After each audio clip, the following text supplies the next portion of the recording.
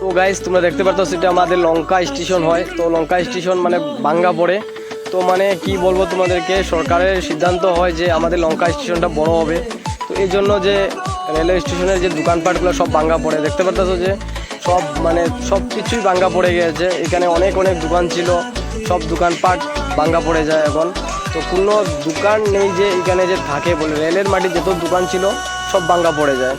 কেননা আমাদের রেলওয়ে স্টেশনটা অনেক বড় হবে, তো এই জন্য মানে সব দোকানপাট ভাঙ্গা পড়লো। তো মানে দেখতে পারতে আসো সবেই এখানে। তো এইটা আমাদের লঙ্কা স্টেশন হয়। তো তোমরা দেখতে পারতেই আসো তো বর্তমানে লঙ্কা স্টেশনের হালতটা কী হয়েছে।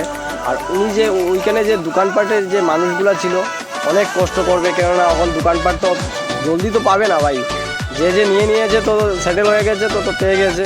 যে যে সেটেল হয় নাই তো তো অনেক কষ্ট হবে, কেননা 1-2 মাস তো দোকানপাট তো পাবে না। আর ওই পারে যে দোকানপাট ছিল কিন্তু এখন অনেক দাম হয়ে যাবে। তো এটা তো স্বাভাবিক কথা ভাই, এক জায়গার থেকে আরেক জায়গায় যেতে তো দাম বাড়বেই ভাই। তো এটা রেলের মাটি ছিল, তো এই জন্য সব ভাঙ্গা পড়ে।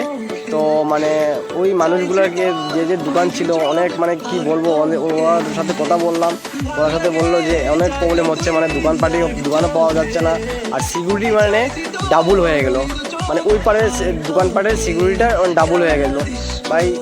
ভাই এটা তো স্বাভাবিক কথা, তো এটা তো হবেই ভাই, কেননা এখন ওনারই সব কিছু ঠিক আছে। তো মানে ভিডিওটার মাঝে তোমরা মানে এটাই মানে দেখাতে চাইতেছিলাম যে আমাদের লঙ্কা স্টেশনটা অনেক বড় হবে, এই জন্য এগুলো সব ভাঙ্গা পড়ে।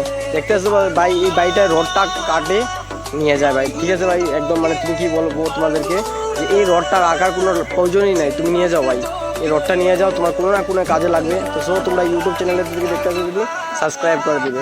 জয় শ্রী রাম।